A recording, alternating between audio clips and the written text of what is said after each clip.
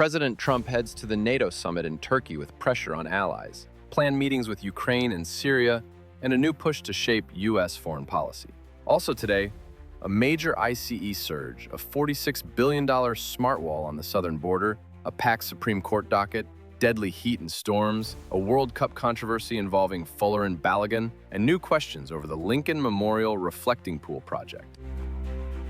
Washington is walking into the NATO summit in Ankara with a clear message.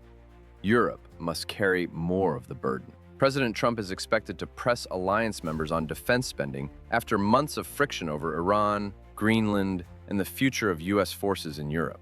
The summit takes place Tuesday and Wednesday, and it comes as allies are trying to understand how far Washington's security commitments still go. The administration has already announced a review of America's military presence on the continent, creating anxiety across European capitals. Trump's argument is simple. The United States cannot remain the permanent backstop for every crisis while allies underinvest in their own defense. European leaders want to show unity and avoid a public split with the White House. The pressure point is Ukraine. Trump is expected to meet President Volodymyr Zelensky while in Turkey, and the White House says he will also meet Turkish President Recep Tayyip Erdogan and Syrian President Ahmed al-Shara. This is becoming a test of whether Trump can use NATO pressure, personal diplomacy, and American leverage to shape several conflicts at once. The diplomatic buildup started before the summit even opened. Trump spoke with Russian President Vladimir Putin for nearly 90 minutes over the Independence Day weekend, according to the Kremlin. Moscow said Trump offered to help find a solution to the war in Ukraine, and the timing matters. The call came just before Trump's trip to Turkey, where Ukraine will be one of the central issues. Ukrainian President Volodymyr Zelensky also said he spoke with Trump, meaning the White House is trying to keep channels open with both sides at the same time. The question for Americans is not only whether a deal is possible, it is what the United States is prepared to trade, promise, or threaten to get one. Supporters say direct pressure from Washington is the only way to break the deadlock. Critics say Putin may use talks to buy time. Either way, the next few days could show whether the administration is serious about a negotiated track or simply setting the table before another round of military and financial decisions.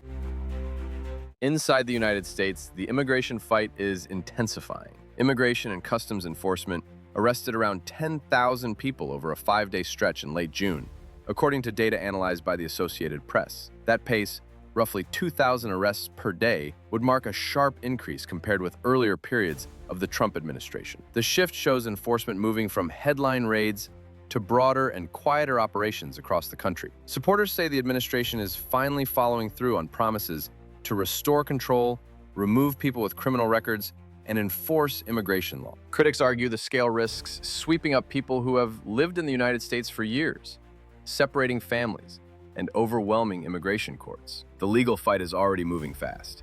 A federal appeals court recently ruled that the administration cannot keep certain migrants detained for more than 90 days without bond hearings. That means the crackdown is heading back toward the courts, where the limits of presidential power over immigration may be tested again. The southern border is entering a new phase. The Trump administration is moving ahead with what officials call a smart wall, backed by $46 billion from Congress. This is not only the old image of steel fencing. The new system includes 30-foot barriers, cameras, sensors, towers, roads, lights, and artificial intelligence tools designed to help Border Patrol detect movement and respond faster. Customs and Border Protection says construction is moving at about 6 miles of wall per week, with more technology being added to sections already built. The administration presents it as a national security upgrade. Fewer illegal crossings, more control, and more efficiency for agents on the ground. Opponents see surveillance, private land disputes, environmental damage, and migrants being pushed into more dangerous routes. The project is now too large to ignore, and it is one of the clearest symbols of Trump's second-term immigration agenda. Physical barriers, high-tech monitoring, and a much more aggressive federal presence along the border. The Supreme Court is preparing for a new term that could touch some of the most divisive issues in American life. The justices are set to hear cases involving gun rights, voting laws, immigration detention, and the clash between religious freedom and LGBT protections. One major case could decide whether state and local bans on assault-style weapons can survive under the Second Amendment. Another involves Arizona voting rules that would tighten proof of citizenship requirements for voter registration and allow voter roll purges of alleged non-citizens. Immigration is also back on the docket, with the Trump administration defending lengthy detention without bond hearings for certain convicted immigrants facing deportation proceedings. The court has a 6-3 conservative majority, but recent rulings have shown that not every Trump administration argument is guaranteed to win. This term could affect what weapons states can restrict, how elections are administered, how migrants are detained, and how far religious exemptions can go in public programs.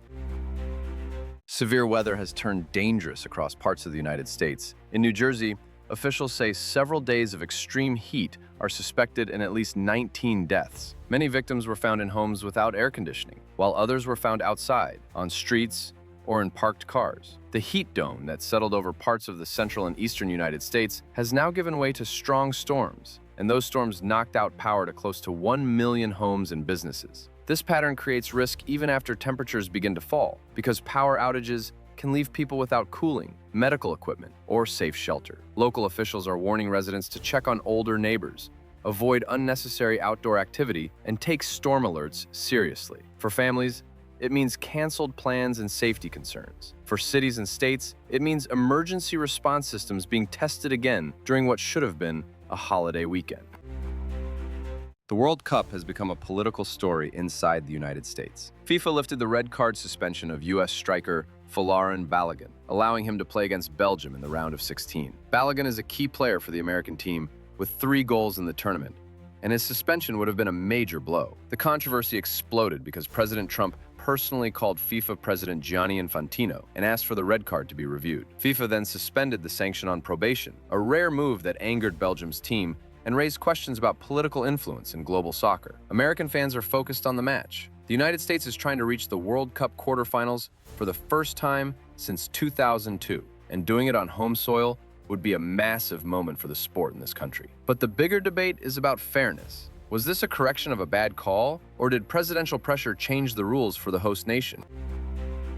In Washington, a symbol of America's 250th birthday celebration is turning into a political controversy. The Trump administration says it will not seek new bids to repair the Lincoln Memorial reflecting pool, even after questions over damage, repairs, and taxpayer money. Interior Secretary Doug Burgum says vandals caused the damage, including cuts to the pool's liner, and that the same company will be used to finish the work. But the project has already drawn scrutiny because the pool was repainted ahead of the July 4th celebrations, then faced problems including algae and peeling coating. Authorities have arrested more than half a dozen people connected to the damage, while lawmakers are asking questions about no-bid contracts and vendors with prior ties to Trump. To supporters, this is a patriotic restoration project hit by vandalism. To critics, it is another example of public money, political branding, and weak oversight colliding in the Capitol. The reflecting pool was supposed to be a clean backdrop for national unity. Instead, it has become another Washington fight.